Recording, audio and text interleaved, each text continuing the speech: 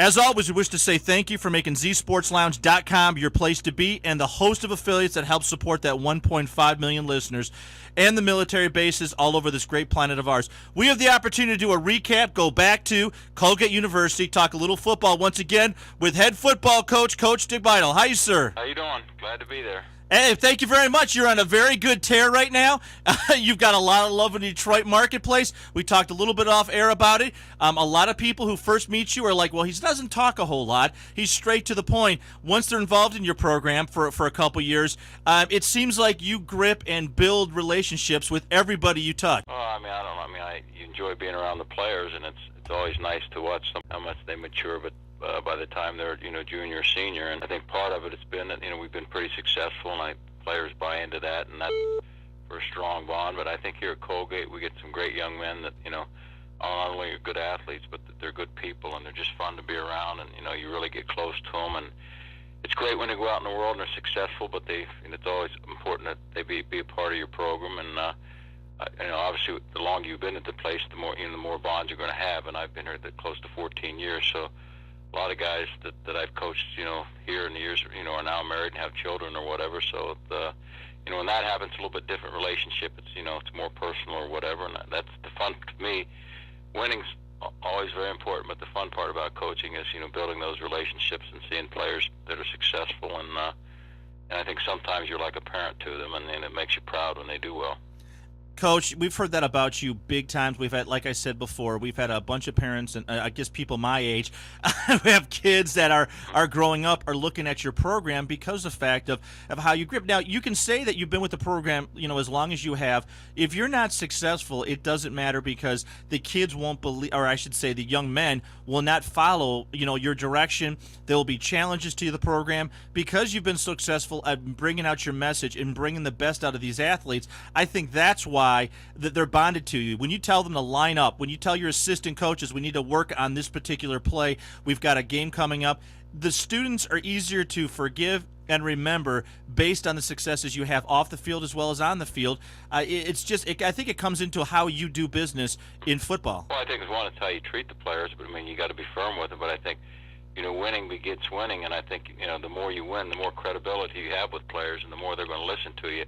And if you have a track record, players are more apt to appreciate what you're doing, and you can explain to them what you're going to do, and they're going to listen. It's like anything, like a good teacher in high school or whatever. That's somebody that has some credibility that you think knows what he's doing.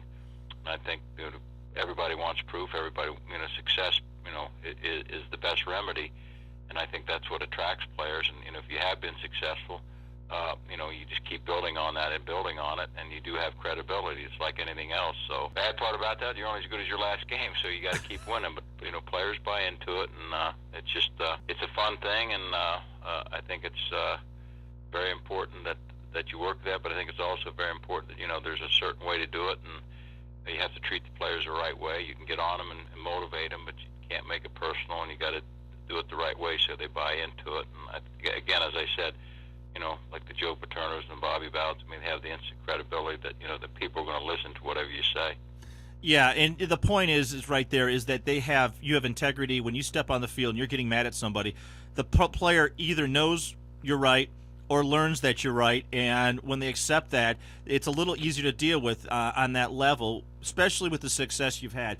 You were coming into your last home game is a homecoming game at Cornell for a while. There's a lot of things that obviously go on when those two teams meet together. You look at how your program is right now, the scores, you definitely are one of the top scoring teams out there, and that offensive line's got to be just a blessing for you this season. Last year we had 4-year starters that graduated. So the fun part about it is that right now our offensive line's 5 new starters that did not play the year before. They played as backups, and they've progressed as the season's gone on, and they've gotten better and better. And I think that's the unique part and the fun part about coaching is you never know what a player's going to do until he gets the opportunity. And some of these guys, have been backups for 3 years, and this is their year to start.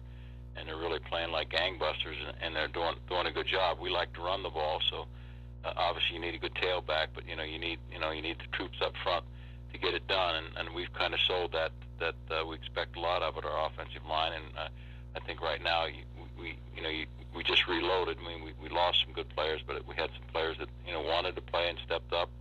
And right now they've done a good job. Obviously, we've got a lot of games left, but I think we've won 4 in a row, and I think it's the fun part about it is it's a group that the offensive line that's only going to get better as the season goes on. Playing offensive line is probably the most, other than quarterback, the most difficult position to play, I think, in college football because of the fundamentals, the techniques, or whatever. And on defense, you can be a good athlete and just rush the passer or do something just with your athletic ability. But the offensive line's pretty cerebral and a lot of technique involved. So it's a joy to see those kids doing so well right now. Yeah, and the only time you ever hear about the offensive line is when they make mistakes, because if the quarterback scores a touchdown, the tailback scores a touchdown, it's like, oh, thanks for the guys up front, and they bring out the offensive scorer's name and totally forget the big guys, or in some cases the small guys who make the exact perfect block to bring them up the field. I think the two positions, you really notice, you always get on the offensive line if somebody gets sacked, and obviously when a punter or a kicker, they're, when they make a bad kick or whatever, everybody knows about it. But, that's right. Also on the field, like a defensive lineman may miss a tackle or whatever, you really don't notice that. But, when you miss a block or you miss a kick or whatever, everybody knows it. So. Absolutely. Coach, before we let you go, we're just going to ask this one question we always do in different follow-ups. Who are those guys so far this season that really weren't on your list? You didn't even look at them. You had your assistants talk about them a little bit, but you've used them sporadically, and it looks like they're going to be a bigger part of this program either at the end of this year or obviously next year. Well, I think one, our starting tailback hurt his ribs in I think the end of the first game. He was all league. He hasn't played all season, but a kid named Jordan McCord from Chicago, who was a linebacker that we moved over to tailback, the last 2 games has rushed for over 200 yards in each game, so he's really stepped up. And I think our offensive line, the new starters are Brian Merrifield and Ryan Gross, Nick Savetic at tight end. They've really done an outstanding job.